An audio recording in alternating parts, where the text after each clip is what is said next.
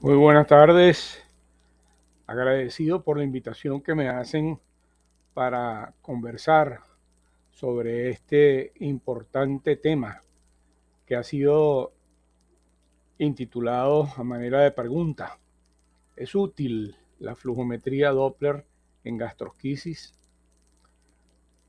Pues bien, recientemente escuchamos al doctor Javier Esbeliza dictarnos una conferencia sobre los enemigos ocultos de la gastrosquisis. Fue una disertación muy didáctica con ejemplos que sin duda alguna nos hacen reflexionar sobre el tema de esta importante malformación y en la que él ha hecho extraordinarios aportes. Prácticamente el manejo de la gastrosquisis ha cambiado radicalmente mediante la técnica de reducción inmediata en los casos no complicados. Y él nos habló eh, de manera extensa de lo que era la gastrosquisis simple, la gastrosquisis compleja, las variantes de esta patología en la forma en que puede presentarse, como es el caso de la gastrosquisis evanescente o desaparecida, la gastrosquisis encapsulada y la gastrosquisis necrosada. Además del interesante aporte realizado por el doctor Esbelixa,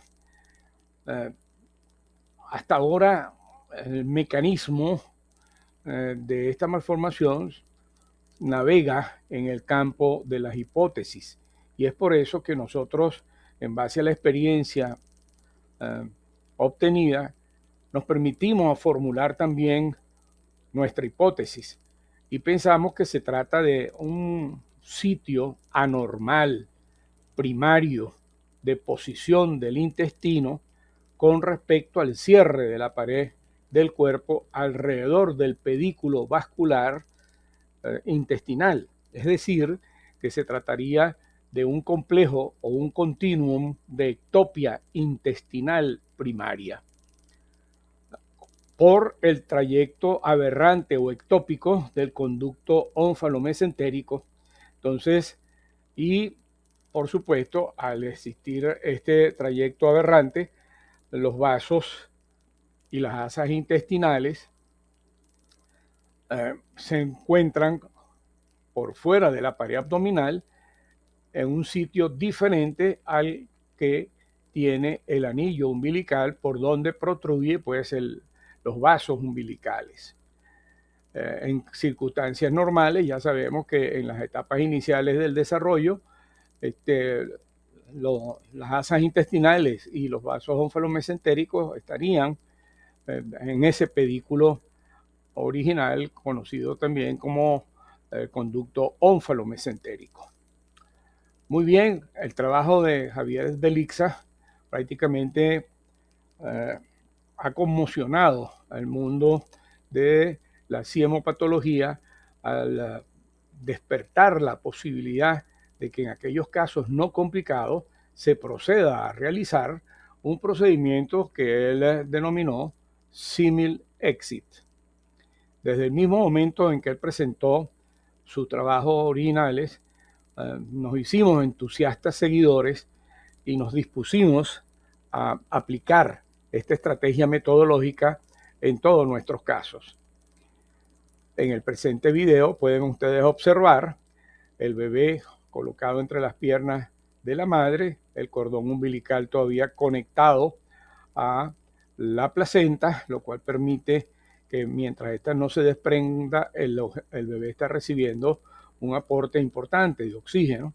Y luego, pues el cirujano procede a la introducción mediante pinza originalmente, luego las pinzas se protegieron con teflón, pero hoy en día la habilidad de los cirujanos simplemente con sus propios dedos pueden realizar esta maniobra y así las asas intestinales se exponen a un menor riesgo.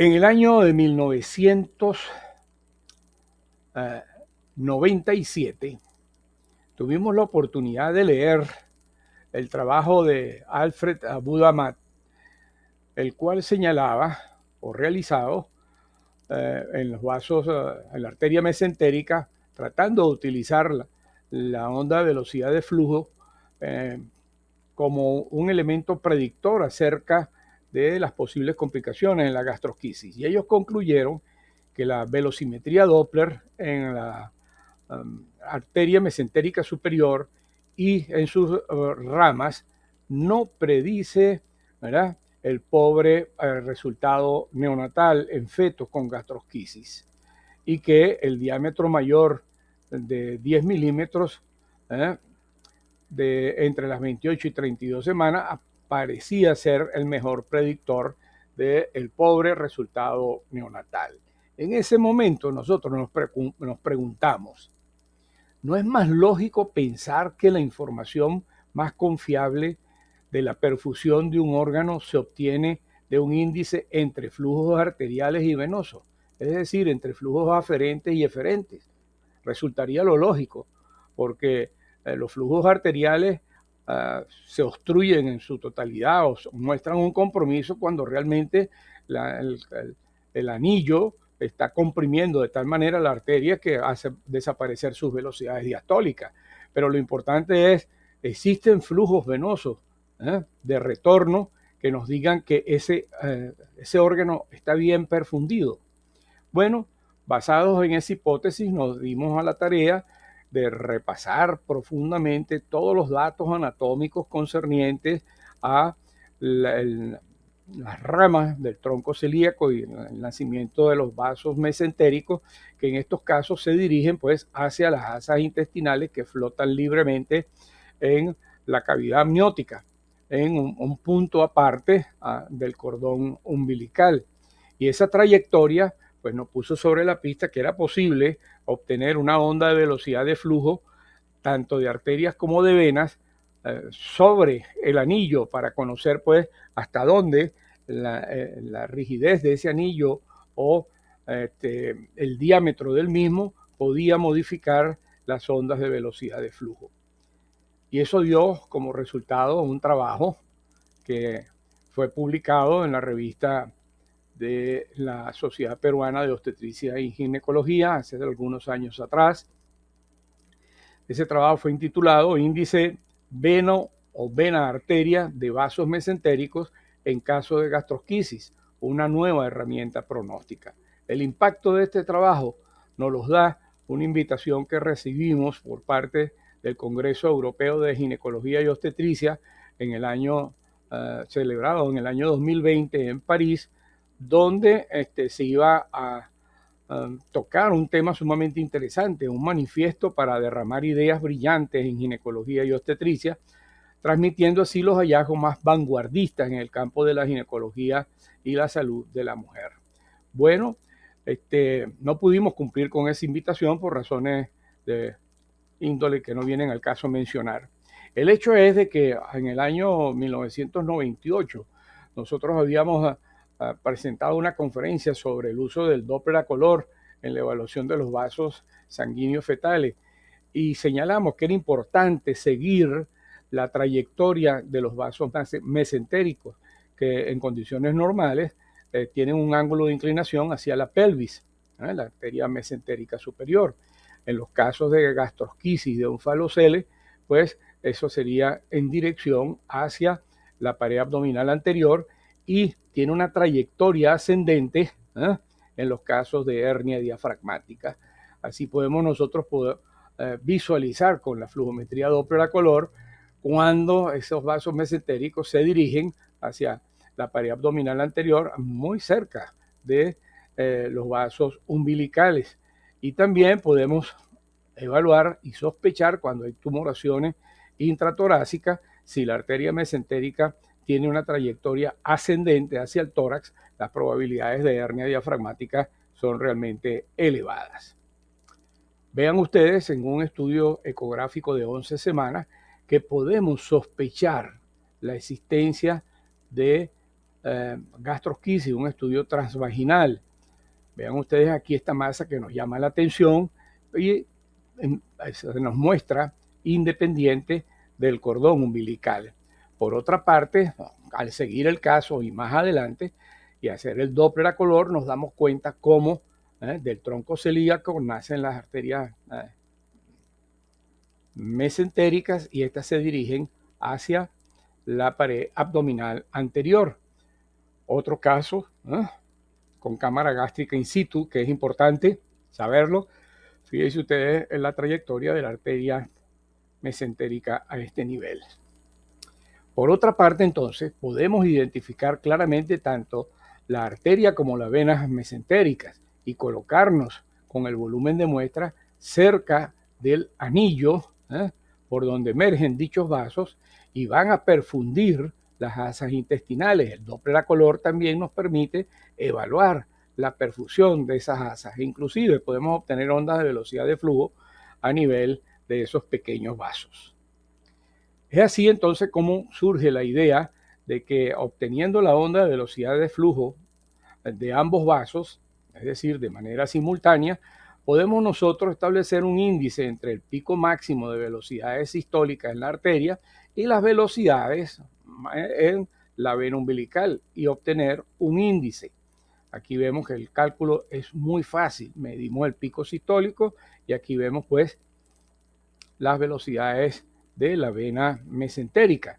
Y noten ustedes, ¿verdad?, cómo muy cerca del anillo podemos inclusive ver la repercusión de la pulsatilidad de la arteria mesentérica sobre las ondas de velocidad de flujo de la vena mesentérica. Y el porcentaje, fíjense ustedes, el 25%. Hicimos un estudio prospectivo con 60 casos total y absolutamente normales y pudimos calcular los valores de referencia, dividiendo el pico sistólico o velocidad máxima sistólica entre la velocidad de la vena mesentérica.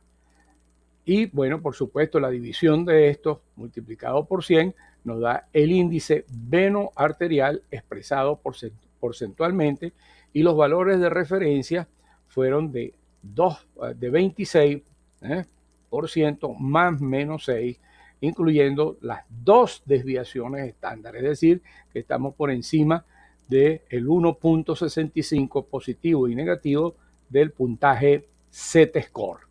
Muy bien. Llegamos a la conclusión, y la hipótesis nula fue esa, de que debíamos buscar cuál era el índice venoarterial de los vasos mesentéricos que significaban alarma, puesto que ya en los vasos mesentéricos normales estaban por encima de 20, 26, 27, 28, 29. Y encontramos pues que por debajo de 20 debía ser considerado como un índice de alarma. Los resultados prospectivos comparados con los casos controles nos dieron pues que los casos de gastrosquisis siempre presentaron índices, miren, por debajo de 20%. Muy bien. Concomitantemente a estos hallazgos, ya conocíamos la propuesta del profesor Sdelica, que nos decía que era importantísimo calcular el índice de reductibilidad de esas asas intestinales. Y él dio un método que nos parece sumamente sencillo, que incluía el diámetro del asa centinela, que es el asa de mayor diámetro dentro del complejo de la gastrosquisis, ¿verdad?, más multiplicado por el espesor de la pared de esa asa, expresada en milímetros, todo por supuesto, dividido entre el diámetro que se podría denominar el anillo de reducción, que incluye los límites existentes entre la salida de las asas intestinales y el nacimiento de la parte más distal del nacimiento del cordón umbilical. Es decir, que se incluyen ambos diámetros, ¿verdad? El diámetro por donde salen las asas más el diámetro del el cordón umbilical, del anillo umbilical. Eso sería pues el diámetro del orificio, por lo menos lo que nos va a permitir establecer un método aplicable y probable de reductibilidad. Y él encontró estos valores: menos, igual o menor de 1.5, método aplicable y probable. El valor entre 1.5 y menos 2.5, método aplicable y posible. Y lo que sí es poco probable que permita la reductibilidad, que ese porcentaje o ese índice de reductibilidad sea igual o superior a 2.5. Pues bien, aquí tienen ustedes ejemplos de un diámetro, colocando los calipers fuera del asa centinela. Vean las partículas ecogénicas contenidas en las asas intestinales. Luego podemos inclusive evaluar la peristalsis de esas asas intestinales, lo cual si no tienen otros signos de alarma como una excesiva dilatación del asa centinela o la localización del estómago fuera de la cavidad abdominal, pues esa peristalsis puede ser indicativa pues de que ese intestino está bien perfundido, y esa peristalsis significa que tienen ustedes adicionalmente un dato de su funcionalismo. Por otra parte, el Doppler a color, ¿no?, es indudable que nos da una gran ayuda, puesto que además de permitirnos, vean ustedes, obtener las ondas de velocidad de flujo de las arterias y de las venas umbilicales, a simple vista podemos decir que esas asas intestinales están muy bien perfundidas, hecho que puede corroborarse con el Doppler a color, ¿no? Muy bien. Aquí tienen ustedes un caso, por ejemplo. Este es el diámetro de la asa centinela, este es el diámetro de la pared y este es el diámetro del anillo, el anillo teórico de reducción, que comprende el cordón umbilical y la parte más distante del orificio por donde emergen las asas intestinales.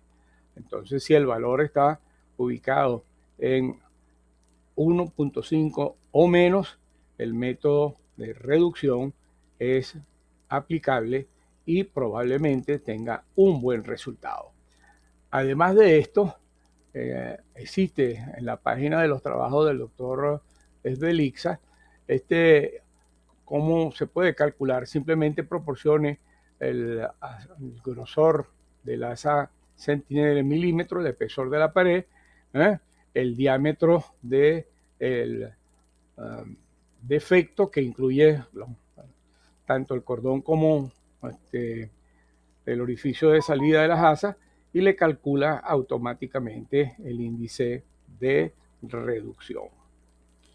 Pues bien, vean ustedes algunos casos seguidos por nosotros.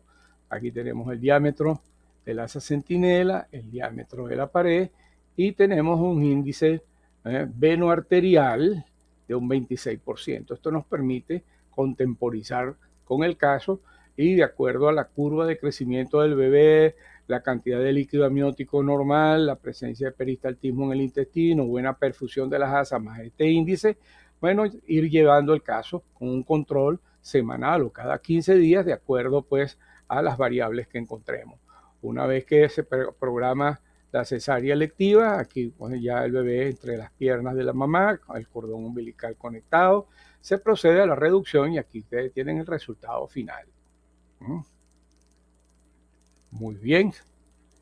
Algunos de los pasos seguidos en este caso: el orificio es obturado por el dedo del cirujano, mientras el bebé es llevado a la mesa de reanimación. No requiere absolutamente nada, un bebé, mire el color rosado, y se puede proceder a suturar el anillo o utilizar el cordón umbilical con una cura adhesiva que la cubra en la zona, y se resuelve el problema sin ningún contratiempo. Se sutura o se utiliza el cordón umbilical para taponar el orificio, y con una cura adhesiva puede resolverse el problema.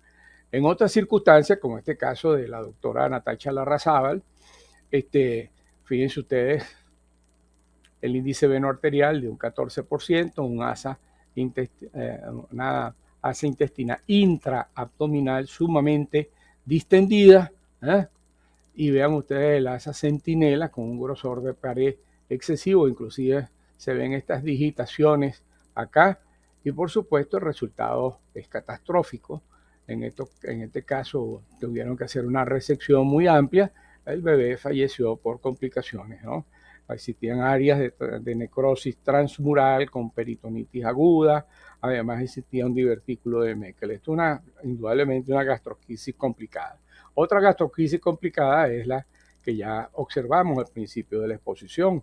Apenas se ven unas pequeñas asas intestinales acá, se ve la trayectoria de los vasos hacia esas asas independientemente del cordón umbilical. Vean ustedes la trayectoria de la arteria mesentérica y el índice sístolo-diastólico, venoarterial, con ausencia o marcada reducción del flujo venoso. Vean ustedes la imagen 3D de esa tumoración, más bien parece, ¿verdad?, la punta de un tornillo acá. Por supuesto, en esos casos cabe pensar la posibilidad de que exista una gastrosquisis complicada, como podemos observar acá, la gran dilatación de asas intestinales en el interior. Vean ustedes, a las 36 semanas la distensión era sumamente marcada de todo el intestino grueso, el estómago in situ, sin desplazamiento. Aquí ven ustedes la arteria mesentérica, la onda de velocidad de flujo con muy escasas ondas de flujo venoso, y aquí tenemos el resultado. Al hacer la intervención hubo que ampliarla para exteriorizar esa asa distendida, se hizo una resección con una anastomosis término-terminal y aquí vemos al bebé en fase de cicatrización. Estos cuadros, dependiendo del área que se haya resecado, indudablemente pueden llegar a desarrollar síndromes de intestino corto. Pues bien, aquí lo tienen, la expulsión de meconio, 48, 72 horas después, y bueno, los padres acompañando al bebé en la unidad de terapia intensiva. Pero en cuidados intermedios, ese bebé, noten ustedes que no está intubado, lo que tiene es una cámara de oxigenación, su sonda nasogástrica, por supuesto, se le practican sus placas radiológicas 24, 48 horas y se vigilan constantemente sus signos vitales.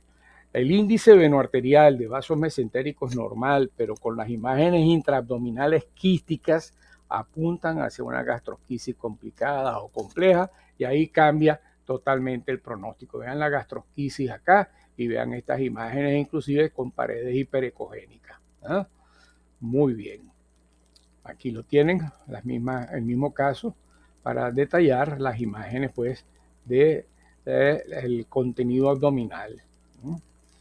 Pueden tener un índice venoarterial normal, pero la presencia de estas imágenes nos lleva a cambiar el pronóstico.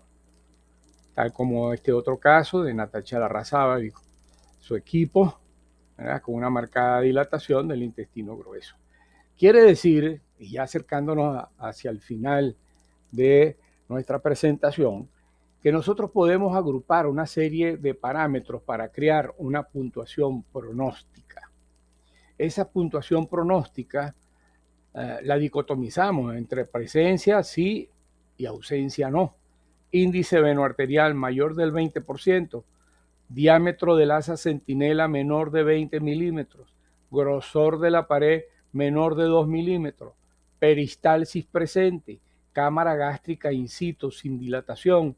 Le agregamos además flujométricamente cómo va la arteria pulmonar, el índice de impedancia TAT, tiempo de aceleración, tiempo de eyección de la arteria pulmonar igual o superior a un 35%, que nos revela un lecho vascular pulmonar bien desarrollado y de baja resistencia, líquido amniótico claro, sin partículas ecogénicas, signos de atresia ausentes, el CAF adecuado para la edad gestacional. Recuerden que un número importante de estos bebés son pequeños para la edad gestacional, la presencia o ausencia de polidramio y el índice de reducción ¿no? Entre 1.5 y menos de 2.5, como lo tipificó Javier Belixa. Muy bien, ¿qué puede pasar? Que se reúnan todos estos elementos, ¿verdad?, en la posición sí, excepto el polidramio, que no debe existir, y decimos que el pronóstico es no favorable cuando se ubican la mayor cantidad de datos en las casillas no, e inclusive pueden existir signos de atresia ausentes, un TATE indicativo de baja resistencia pulmonar, pero el índice veno-arterial, ¿verdad?, es menor del 20%. Y todos los parámetros pues se ubican en la columna de los hallazgos negativos. Puntuación pronóstica, excelente.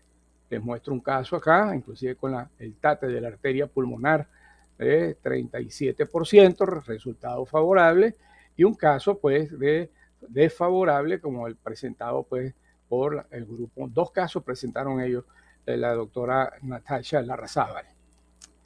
Quiere decir que nosotros en estos tiempos, donde estamos descubriendo el universo a grandes pasos, podemos hablar entonces acerca del futuro de la cirugía fetal. ¿Será posible que la gastrosquisis se pueda resolver in útero? Pues eso es una pregunta que está pendiente de resolver. Percentilar los indicadores, bueno, eso de percentiles y sus aciertos y desaciertos está sumamente sujeto a discusión, por eso aparece cuáles. Lo que sí es que pasamos del índice de reductibilidad de Javier Belixa a la flujometría Doppler de vasos mesentéricos y pulmonares. Pueden ser, además, en estos bebés evaluamos el perfil hemodinámico fetoplacentario integral. ¿Cómo podemos seguir a estos fetos con gastrosquisis? Medición seriada de la circunferencia cefálica, abdominal y longitud de fémur para establecer su velocidad de crecimiento, el Doppler de los vasos mesentéricos, el índice veno-arterial, el angiodoppler de perfusión de asas intestinales libres flotando en cavidad amniótica, el índice de líquido amniótico, la ecogenicidad del líquido amniótico. Algunos dicen que cuando hay hiperecogenicidad es porque hay expulsión de meconio y esto puede contribuir a la necrosis intestinal y inclusive realizan intercambios de líquido amniótico, cosa que sería sumamente discutible por un equipo multidisciplinario. Perfil hemodinámico fetoplacentario, incluyendo el TATE de la arteria pulmonar, la medición seriada del diámetro del asa intestinal, asa centinela, evaluación de la peristalsis, medición de la distancia entre la pared distal del cordón del defecto al borde externo de la base del cordón, posición de la cámara gástrica es fundamental y sobre todo recordar, amigos míos, que estos bebés se les debe administrar esteroides para lograr así inducir la madurez pulmonar fetal desde las 32 semanas y planificar, sobre todo en aquellos casos en que pudiese existir alguna evidencia de compromiso de la salud fetal, con una cesárea electiva entre las 36 y 37 semanas, aunque llegar al término no está contraindicado si todo marcha bien. Debemos sí recordar los marcadores de pobre pronóstico. En este trabajo de Sinkey, esos marcadores se resumieron en 154 pacientes. La circunferencia abdominal ubicada por debajo del percentil 5, yo diría crecimiento fetal ubicado por debajo de lo esperado, pequeños para la edad gestacional o RCIU, por debajo, en o por debajo del percentil 5 o en o por debajo de los 1.65 Z-score. La burbuja gástrica anormal, sobredistendida o fuera del abdomen, la localización anormal del estómago, indudablemente, la ubicación anormal del estómago antes del parto, sobre todo si se va a permitir parto electivo, siempre tenerlo presente. ¿Dónde está ese estómago? Para así notificárselo a los cirujanos para que ellos inmediatamente procedan. Si hay sobredistensión, al vaciamiento de la cámara gástrica por la colocación de catéteres nasogástricos. dilatación gástrica antes del parto, también, bueno, se repite este hallazgo de pronóstico pobre. Queda pendiente evaluar indudablemente técnicas que han ido apareciendo, y así la resonancia magnética nuclear, midiendo los volúmenes de las asas intestinales flotantes, ¿no? O de localización ectópica, y a la vez evaluar el volumen de la cavidad abdominal disponible, entre comillas. Y esta gente ha conseguido, mediante la resonancia magnética nuclear, encontrar un punto de corte muy próximo a los 0.25, con un índice de falsos positivos bastante bueno, con una sensibilidad de un 89% y una especificidad de un 69%. Si se disponen del recurso, vale la pena hacer una comparación entre esto y las diferentes técnicas predictivas que nosotros estamos proponiendo. Lo que sí es un hecho, y debemos agradecer al doctor Esbelixa, es que el mundo de la gastrosquisis no complicada cambió perdón, con su técnica, y que podemos, gracias a ello, iniciar una lactancia precoz, pero sin duda alguna es necesario trabajar en un equipo multidisciplinario. En Venezuela, los primeros casos que se hicieron fueron realizados por nuestro equipo, encabezado con el cirujano, el doctor Juan Ledesma del Corral.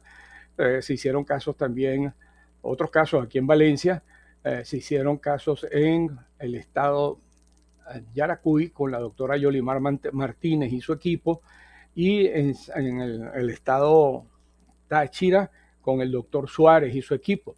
Por cierto, que me causó algo de risa que el doctor Esbelixa estuvo en Caracas presentando su método, y en las redes colocaron los colegas caraqueños de que por primera vez se estaban haciendo esas técnicas en Venezuela, cuando ya nosotros teníamos varios años practicándolas. Y es cierto, doctor Esbelixa, y ahí no me cansaré de agradecerle ese aporte que usted ha hecho, de que pasamos de esta tragedia, donde tratábamos de hacer reducciones a través de silos con bolsas inclusive de sangre, utilizadas en banco de sangre para recolección de muestras, y enrollamiento progresivo. Las dehiscencias eran muy frecuentes, y esta tragedia en una niña, con estas cicatrices que realmente es difícil de corregir por cualquiera de las técnicas conocidas. Usted cambió, doctora Esbelixa, la historia natural y el tratamiento de la gastrosquisis, y nos permitió el manejo del neonato de una manera más racional, con cuidados intermedios. Se acabaron las unidades de terapia intensiva para estos casos, solamente colocando un catéter central en algunos casos, sonda nasogástrica, rayos X de abdomen cada 24 a 48 horas, evaluar la circunferencia abdominal, que es un parámetro que utiliza el cirujano pediatra, evaluar las evacuaciones, tener presente la determinación de los reactantes, la procalcitonina y proteína C reactiva, para descartar cualquier proceso infeccioso, la lactancia materna, y lo que es más impresionante es que podemos dar de alta a estos bebés entre el 7º y el 9º día, y cuando se utilizan silos y reducción progresiva, o en casos complicados, el alta puede prolongarse hasta 30, 60 o más días. La satisfacción y la sonrisa de los padres es el mejor premio que podemos recibir, y es el mejor premio que puede recibir el doctor Esbelixa. Su método no se va a generalizar fácilmente, va a conseguir muchos opositores, pero al fin y al cabo nosotros nos sonreímos porque es un aporte suramericano a la cirugía neonatal. Trabajamos en equipo, eso es lo que se necesita.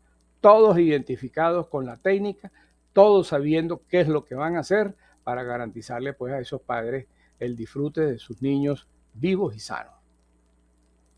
Queda pendiente, como lo dije al final, la cirugía fetal para la gastrosquisis. ¿Será posible? Esperemos un tiempo, seamos pacientes. Esperemos, las investigaciones continúan. Muchas gracias.